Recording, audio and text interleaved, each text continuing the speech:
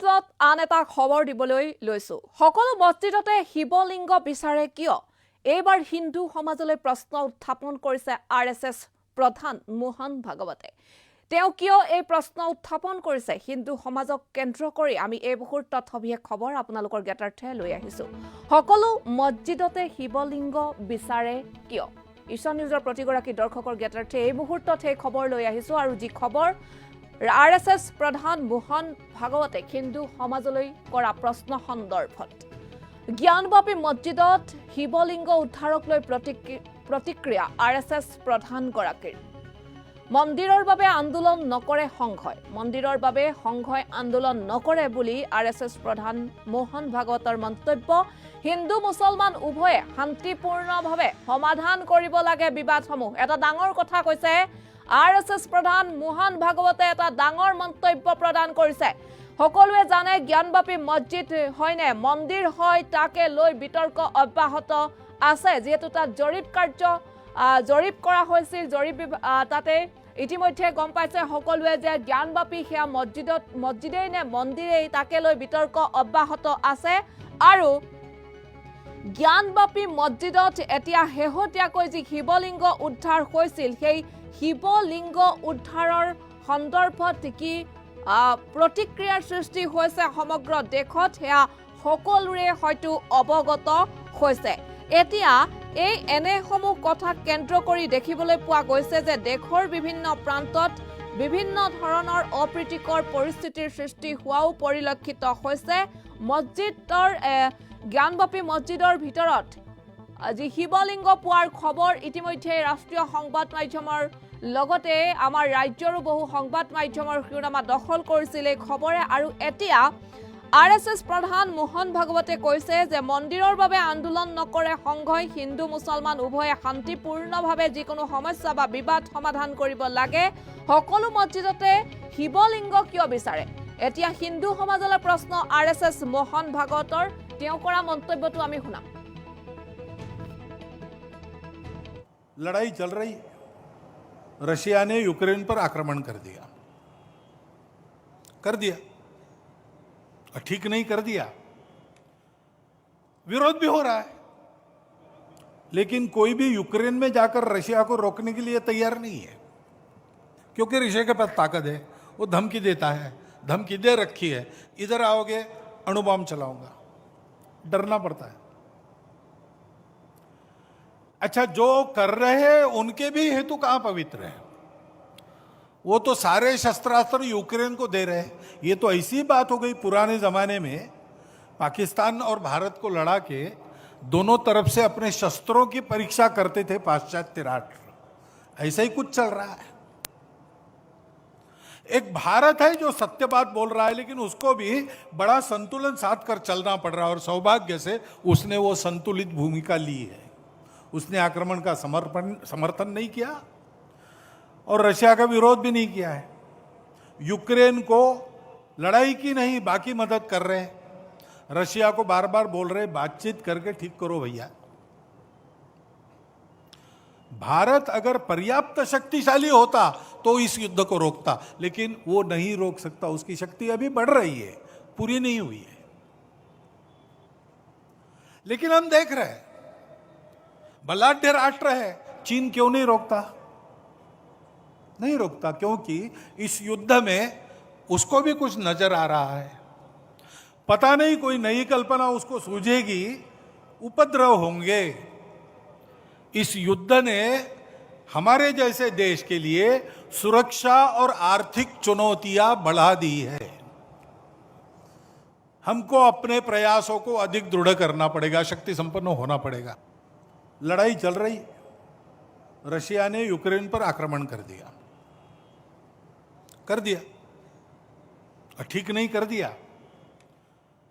विरोध भी हो रहा है। लेकिन कोई भी यूक्रेन में जाकर रशिया को रोकने के लिए तैयार नहीं है, क्योंकि रशिया के पास ताकत है। वो धमकी देता है, धमकी दे रखी है, इधर आओगे अणु बम चलाऊंगा, डरना पड़ता है।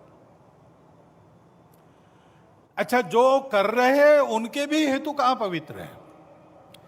वो तो सारे शस्त्रास्त्र यूक्रेन को दे रहे हैं। ये तो ऐसी बात हो गई, पुराने जमाने में पाकिस्तान और भारत को लड़ा के दोनों तरफ से अपने शस्त्रों की परीक्षा करते थे पाश्चात्य राष्ट्र। ऐसा ही कुछ चल रहा है। एक भारत है जो सत्य बात बोल रहा है, लेकिन उसको भी बड़ा संतुलन साध कर चलना पड़ रहा है, और सौभाग्य से उसने वो संतुलित भूमिका ली है। उसने आक्रमण का समर्थन नहीं किया और रशिया का विरोध भी नहीं किया है।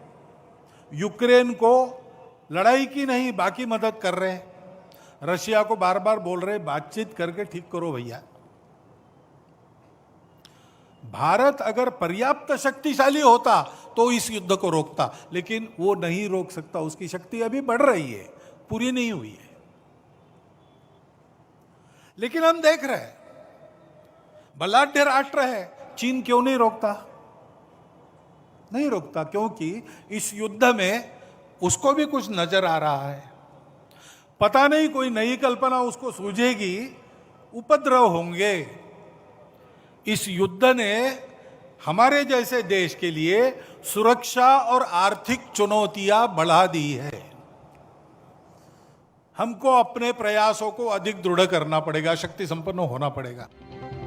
এয়া আছিল আৰএছএছ প্ৰধান মোহন ভাগৱতৰ মন্তব্য। তেওঁ লগতে ৰাছিয়া আৰু ইউক্ৰেইনৰ মাজৰ সেই যুদ্ধৰ প্ৰসংগ টানি আনি কৈছে, তেওঁ কৈছে যে আমি হয় ৰাছিয়া আৰু ইউক্ৰেইনৰ মাজৰ যুদ্ধক আমি সমালোচনা কৰিছোঁ, আমি ৰাছিয়াক আমি সমালোচনা কৰিছোঁ, ইউক্ৰেইনৰ সৈতে যুদ্ধ নকৰিবৰ বাবে আমি আহ্বান জনাইছোঁ। কিন্তু কোনো লোকে জানো ৰাছিয়া বা ইউক্ৰেইনত গৈ ক'ব পাৰিছে যে সেই যুদ্ধ হামকাটক বা যুদ্ধ আৰু নকৰক বুলি? এনেধৰণৰ তেওঁ এটা উদাহৰণস্বৰূপে সেই প্ৰসংগ টানি আনি মন্তব্য প্ৰদান কৰি কৈছে যে আমি যিহেতু এই আমাৰ ৰাজ্য, আমাৰ দেশখন জাতি বৰ্ণ ধৰ্ম নিৰ্বিশেষে সকলো লোকে একত্ৰিত হৈ আমি একতাৰে বাস কৰোঁ, আৰু এইখন সমাজক আমি সুসংহত ৰূপত আমি লৈ যোৱাৰ চেষ্টা কৰোঁ। কাৰণ সুসংহত ৰূপত প্ৰতিষ্ঠা কৰাৰ দায়িত্ব যিহেতু মানৱ জাতিৰ হাততেই থাকে, সেয়া সকলোৱে জানে আৰু সেয়া ধ্ৰুৱ সত্য। আৰু সমগ্ৰ বিশ্বই জানে ভাৰতীয় সংবিধান অনুসৰি ভাৰত এখন জাতি বৰ্ণ ধৰ্ম নিৰ্বিশেষে সকলো লোকে একত্ৰিত হৈ বাস কৰা এখন দেশ, আৰু সেই দেশৰ জনতাই সকলোৱে সমিল মিলে বসবাস কৰি আহিছে। এতিয়া আৰএছএছ প্ৰধান মোহন ভাগৱতে কৈছে যে মন্দিৰৰ বাবে সংঘই আন্দোলন নকৰে, হিন্দু মুছলমান উভয়ে শান্তিপূৰ্ণভাৱে সমাধান কৰিব লাগে বিবাদসমূহ। এতিয়া শেহতীয়াকৈ জ্ঞানবাপী মছজিদেই হয়নে জ্ঞানবাপী মন্দিৰেই হয়, তাকে সেই প্ৰসংগকে এতিয়া বহুলভাৱে এক বিতৰ্কৰ সৃষ্টি হৈছে। আৰু সেই বিতৰ্কৰ মাজতে দেখিবলৈ পোৱা গৈছে তাজমহলৰ খবৰো ক্ষমা কৰিব, সেই বিতৰ্কৰ মাজতে ইয়াত যি জ্ঞানবাপী মছজিদত যি শিৱলিংগ এটা উদ্ধাৰ হৈছিলে, সেই শিৱলিংগ উদ্ধাৰৰ বিতৰ্কও বা সেই কথাও এক বিতৰ্কিত ৰূপ হিচাপে প্ৰতিফলিত হৈছিলে। কাৰণ এই যি শিৱলিংগৰ যি তাতে পাইছিলে, সেই উদ্ধাৰ হৈছিলে, সেই শিৱলিংগ উদ্ধাৰৰ পাছত বিভিন্নজনে বিভিন্ন মন্তব্য প্ৰদান কৰিছিলে। সেই স্থানডোখৰ চিল কৰি দিয়া হৈছিলে, আৰু তাত নামাজ পঢ়াৰ ক্ষেত্ৰতো কিছু নিৰ্দেশনা দিয়া হৈছিলে। তাৰ পাছত আৰু বিভিন্ন ধৰণৰ বিতৰ্ক হোৱা পৰিলক্ষিত হৈছিলে বিভিন্ন প্ৰান্তত, আৰু সেই বিতৰ্কসমূহ ইমান ভয়াৱহভাৱে বিয়পি পৰিছিলে যে তাৰ বাবে বিভিন্নজনে বিভিন্ন ধৰণৰ মন্তব্য প্ৰদান কৰিছিলে। আৰু তাৰ পাছত এতিয়া দেখিবলৈ পোৱা গৈছে আৰএছএছ প্ৰধান মোহন ভাগৱতে হিন্দু সমাজলৈ প্ৰশ্ন কৰিছে, যে কৈছে সকলো মছজিদতে শিৱলিংগ বিচাৰে কিয়? জ্ঞানবাপী মছজিদত শিৱলিংগ উদ্ধাৰক লৈ এইবাৰ প্ৰতিক্ৰিয়া আগবঢ়াইছে আৰএছএছ প্ৰধান মোহন ভাগৱতে। তেওঁ কৈছে মন্দিৰৰ বাবে আন্দোলন নকৰে সংঘই, হিন্দু মুছলমান উভয়ে শান্তিপূৰ্ণভাৱে সমাধান কৰিব লাগে বিবাদসমূহ। অৰ্থাৎ তেওঁ কৈছে সংঘই মন্দিৰৰ বাবে আন্দোলন নকৰে, যিকোনো সমস্যাৰ সমাধান হিন্দু মুছলমান উভয়ে সমিল মিলে আলোচনাৰ মাধ্যমেৰে সেইসমূহ বিবাদ মীমাংসা কৰিব লাগে বুলি আৰএছএছ প্ৰধানগৰাকীয়ে মন্তব্য প্ৰদান কৰিছে। আমি তেওঁ প্ৰদান কৰা সেই মন্তব্য আকৌ এবাৰ শুনাম। लड़ाई चल रही है, रशिया ने यूक्रेन पर आक्रमण कर दिया और ठीक नहीं कर दिया, विरोध भी हो रहा है, लेकिन कोई भी यूक्रेन में जाकर रशिया को रोकने के लिए तैयार नहीं है, क्योंकि रशिया के पास ताकत है, वो धमकी देता है, धमकी दे रखी है, इधर आओगे अणु बम चलाऊंगा, डरना पड़ता है। अच्छा, जो कर रहे हैं उनके भी हेतु कहां पवित्र है?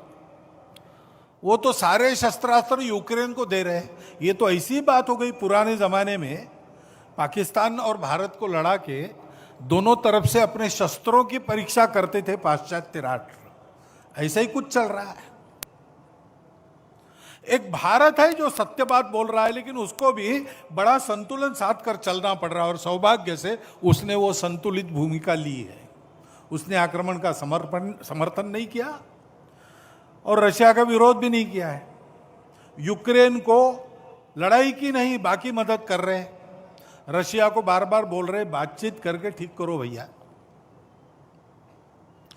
भारत अगर पर्याप्त शक्तिशाली होता तो इस युद्ध को रोकता, लेकिन वो नहीं रोक सकता। उसकी शक्ति अभी बढ़ रही है, पूरी नहीं हुई है। लेकिन हम देख रहे हैं, बलाढ्य राष्ट्र है, चीन क्यों नहीं रोकता?